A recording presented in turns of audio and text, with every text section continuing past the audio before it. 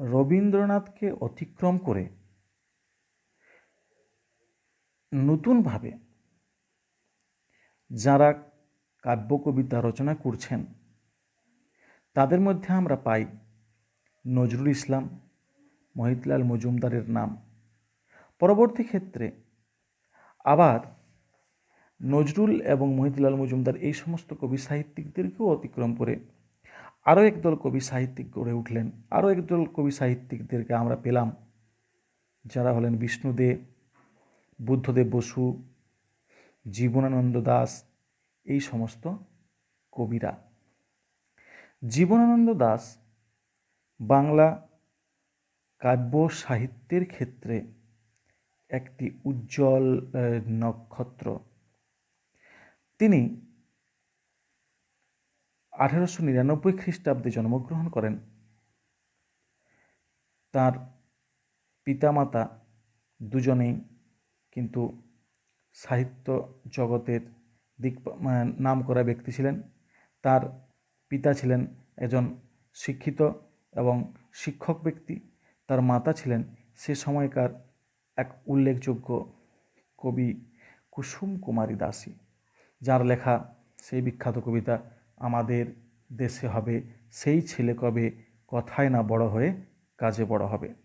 পিতামাতার আদর্শে আদর্শায়িত জীবনানন্দ পরবর্তী ক্ষেত্রে একজন দিকপাল হয়ে উঠলেন। তার ডাকনাম ছিল মিলু।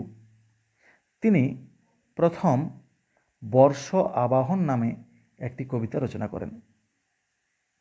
পরবর্তী ক্ষেত্রে বেশ কিছু কবিতা নিয়ে তার প্রথম কাব্যগ্রন্থ প্রকাশ পেল ঝরা পালক 1926 খ্রিস্টাব্দে। পরবর্তী ক্ষেত্রে আমরা দেখব তার লেখা ধূসর পাণ্ডুলিপি নামক কাব্যগ্রন্থটি প্রকাশ পাচ্ছে। এই দুই কাব্যগ্রন্থে জীবনানন্দ সেভাবে তখনও নাম করে উঠতে পারেননি। পরবর্তীকালে তৃতীয় কাব্যগ্রন্থ বনলতা সেন প্রকাশ পেল এবং এই বনলতা সেন কাব্যগ্রন্থের মধ্য দিয়ে জীবনানন্দ দাশ জনপ্রিয় হয়ে উঠলেন। পরবর্তী ক্ষেত্রে আমরা দেখব তার লেখা বিভিন্ন কাব্যগ্রন্থ, যেমন মহাপৃথিবী, বেলা অবেলা কালবেলা, এই সমস্ত বিখ্যাত কাব্যগ্রন্থগুলি। এবং তারপর জীবনানন্দ দাশের মৃত্যুর পরও একটি উল্লেখযোগ্য কাব্যগ্রন্থ প্রকাশ পেয়েছিল, সেটি হলো রূপসী বাংলা, যে কাব্যগ্রন্থটি প্রকাশ পায় 1957 খ্রিস্টাব্দে এবং জীবনানন্দ দাশের মৃত্যু হয় 1954 খ্রিস্টাব্দে। অর্থাৎ জীবনানন্দ দাশের মৃত্যুর পর প্রকাশিত হয় এই রূপসী বাংলা কাব্যগ্রন্থটি। এই রূপসী বাংলা কাব্যগ্রন্থের অন্তর্গত আমাদের কবিতা আকাশে 7টি তারা। রূপসী বাংলা কাব্যগ্রন্থে কবিতাগুলির কোনো নামকরণ কবি করেননি। কবিতাগুলি সংখ্যায়, কবিতার সংখ্যা অনুযায়ী কবিতাগুলি লেখা ছিল।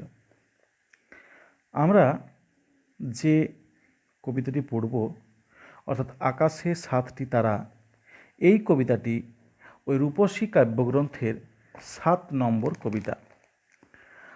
রূপসী কাব্যগ্রন্থে এই কবিতাটির কোনো নাম ছিল না, কিন্তু পশ্চিমবঙ্গ মধ্য শিক্ষা পর্ষদের সিলেবাস কমিটি এই কবিতাটিকে, কবিতার প্রথম লাইন অর্থাৎ ওই আকাশে 7টি তারা যখন উঠেছে ফুটে আমি এই ঘাসে বসে থাকি, এই লাইনটির মধ্যে প্রথম 3টি শব্দ আকাশে 7টি তারা, এই নামটি নিয়ে কবিতাটির নামকরণ করেছেন। তাহলে আমাদের জানার জিনিস হলো, রূপসী বাংলা কাব্যগ্রন্থটি কবি জীবনানন্দ দাশের মৃত্যুর পর প্রকাশিত। এই কাব্যগ্রন্থের কবিতাগুলির নামকরণ কবি করেননি, কবিতাগুলির সংখ্যা দ্বারা চিহ্নিত ছিল। আমাদের আলোচ্য আকাশে 7টি তারা কবিতাটি রূপসী বাংলা কাব্যগ্রন্থের 7 সংখ্যক কবিতা, 7ম কবিতা, এবং কবিতাটির নামকরণ করেন পশ্চিমবঙ্গ মধ্য শিক্ষা পর্ষদের সিলেবাস কমিটির সদস্যরা। কবিতাটির নামকরণ করেন আকাশে 7টি তারা। এবার আমরা দেখব কবিতাটি সম্পর্কে আলোচনা। দেখো, আকাশে 7টি তারা যখন উঠেছে ফুটে, আমি এই ঘাসে বসে থাকি। কামরাঙা লাল মেঘ যেন মৃত মণিয়ার মতো গঙ্গা সাগরের ঢেউয়ে ডুবে গেছে। আসিয়াছে শান্ত অনুগত বাংলার নীল সন্ধ্যা। কেশবতী কন্যা যেন এসেছে আকাশে। আমার চোখের পরে, আমার মুখের পরে চুল তার ভাসে। পৃথিবীর কোনো পথ এ কন্যারে দেখেনি কো। দেখি নাই অত অজস্র চুলের চুমা, হিজলে কাঁঠালে জামে ঝরে অবিরত। জানি নাই এত স্নিগ্ধ গন্ধ ঝরে রূপসীর চুলের বিন্যাসে।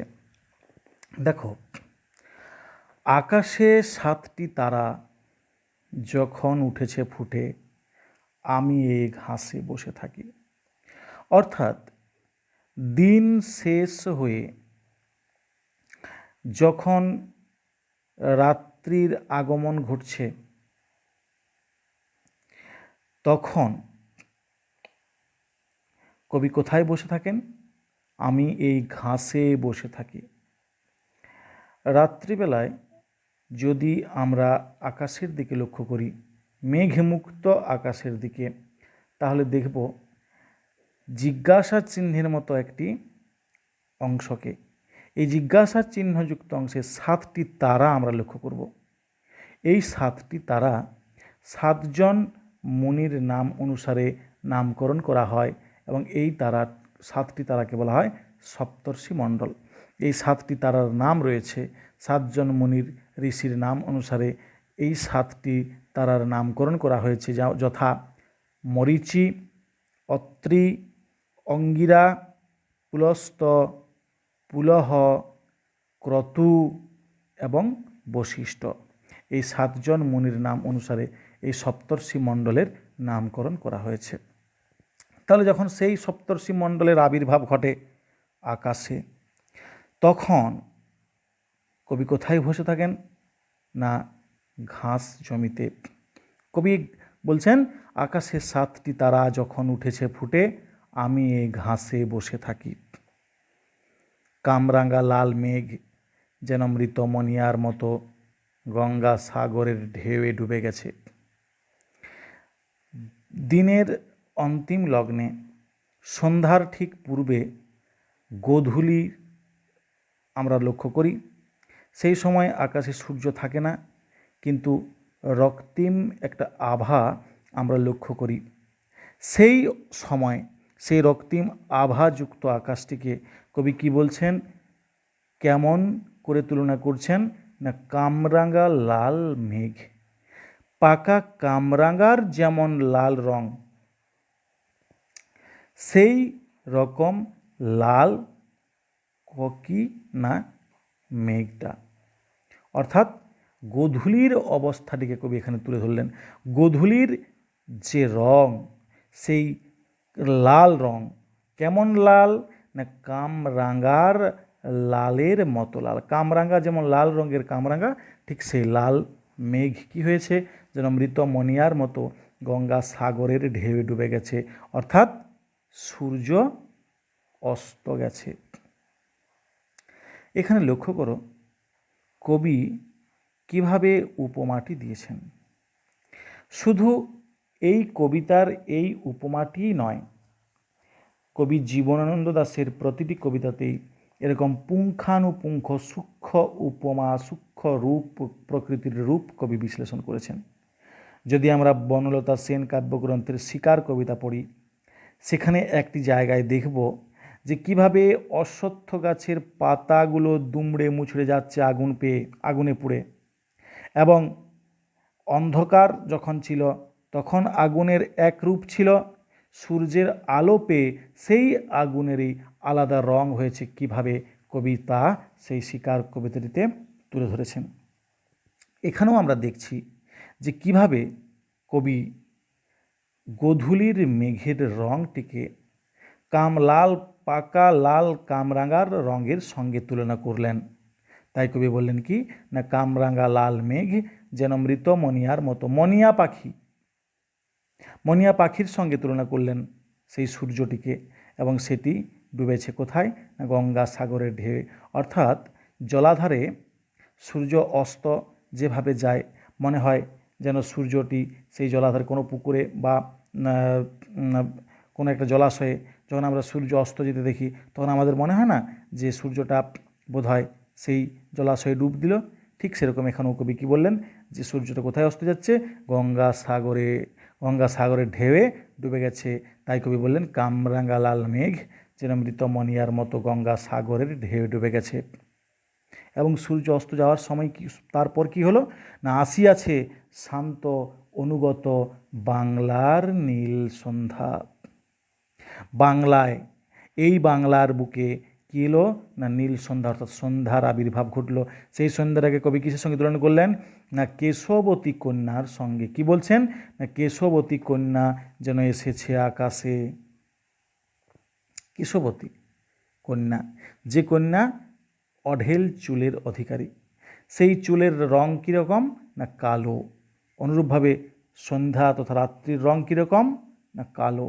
তাহলে সেই সন্ধ্যা বা রাত্রির আবির্ভাব যখন ঘটলো, দিন শেষে রাত্রি যখন এলো, তখন সেই রাত্রিটাকে কবি, সেই নিকষ কালো রাত্রিটাকে কবি তুলনা করলেন কেশবতী কন্যার সঙ্গে। যে কেশবতী কন্যা তার কালো কেশ এর জন্য বিখ্যাত, সেরকম বাংলার এই সন্ধ্যা নিকষ কালো অন্ধকার, সেই বাংলার সন্ধ্যাকে কবি আলোচ্য কবিতায় তুলে ধরলেন এবং সন্ধ্যাকে কিসের সঙ্গে তুলনা করলেন? না কেশবতী কন্যার সঙ্গে। আমার চোখের পরে, আমার মুখের পরে চুল তার ভাসে। অর্থাৎ কবির অনুভবে সেই কালো রাত্রি তথা কালো সন্ধ্যা কিসের মতো করেও কবির সামনে উঠে আসে? না কেশবতী কন্যার কেশের মতো করে। এবং আমার চোখের পরে, আমার মুখের পরে চুল তার ভাসে, পৃথিবীর কোনো পথ এই কন্যার দেখেনি কো। কবি অনুভব করছেন, কবি বলছেন বাংলার এই রূপ যেন পৃথিবীর আর কোথাও লক্ষ্য করা যায় না। তাই কবি বললেন, পৃথিবীর কোনো পথ এই কন্যার দেখেনি কো। দেখি নাই অত অজস্র চুলের চুমা। কোথায় কোথায় সেই অন্ধকার কবি অনুভব করছেন? হিজলে, কাঁঠালে, জামে, ঝড়ে অবিরত। অর্থাৎ সেই সন্ধ্যা, সেই রাত্রি কবি কোথায় অনুভব করলেন? না হিজল গাছে, কাঁঠাল গাছে, জাম গাছে। সেই হিজলে, কাঁঠালে, জামে, ঝড়ে অবিরত। জানি নাই এত স্নিগ্ধ গন্ধ ঝড়ের রূপসীর চুলের বিন্যাসে। এবং সেই রূপসীর চুল যেমন কালো, সেরকম সন্ধ্যাটিও তথা রাত্রিটিও ঘন নিকষ কালো। তাই কবি এখানে বললেন, জানি না এত স্নিগ্ধ গন্ধ ঝরে রূপসীর চুলের বিন্যাসে। পরবর্তী স্তবকে দেখো, পৃথিবীর কোনো পথে নরম ধানের গন্ধ, কলমির ঘ্রাণ, হাঁসের পালক, স্বর, পুকুরের জল, চাঁদা, সরপুঁটিদের মৃদু ঘ্রাণ, কিশোরীর চাল ধোয়া ভিজে হাত, শীত হাত খান, কিশোরের পায়ে দোলা মুথা ঘাস, লাল লাল বটের ফলের ব্যথিত গন্ধের ক্লান্ত নীরবতা, এরই মাঝে বাংলার প্রাণ। আকাশে 7টি তারা যখন উঠেছে ফুটে, আমি পাইটের। তাহলে বলছেন কবি কি? না পৃথিবীর কোনো পথে, অর্থাৎ বাংলার যে রূপ, তা যেন পৃথিবীর আর কোথাও লক্ষ্য করা যায় না বলেই কবি বললেন। কি বলছেন? না পৃথিবীর কোনো পথে নরম ধানের গন্ধ, কলমির ঘ্রাণ, হাঁসের পালক, স্বর, পুকুরের জল, চাঁদা, সরপুটিদের মৃদু ঘ্রাণ, কিশোরীর চাল ধোয়া ভিজে হাত, শীত হাত খান, কিশোরের পায়ে দলা মুথা ঘাস, লাল লাল বটের ব্যথিত গন্ধের ক্লান্ত নীরবতা। অর্থাৎ প্রকৃতির যে রূপ, সূক্ষ্ম সূক্ষ্ম জিনিসের দ্বারা, সূক্ষ্ম সূক্ষ্ম বিষয়ের মাধ্যমে প্রকৃতির রূপটাকে কবি তুলে ধরলেন তার কবিতায়। প্রকৃতির এই গন্ধ, প্রকৃতির এই রূপ রস গন্ধ কবি কোথায় অনুভব করলেন? নরম ধানের গন্ধে, নরম ধানে অনুভব করলেন। আর কোথায়? কলমির ঘ্রাণ, কলমির শাকের মধ্য দিয়ে, হাঁসের পালকে, স্বর এক ধরনের ঘাস, জলে জন্মানো এক ধরনের ঘাস, সে স্বরে, পুকুরের জলে, চাঁদা, মাছ, সরপুটি দের মৃদু ঘ্রাণ। আর কি?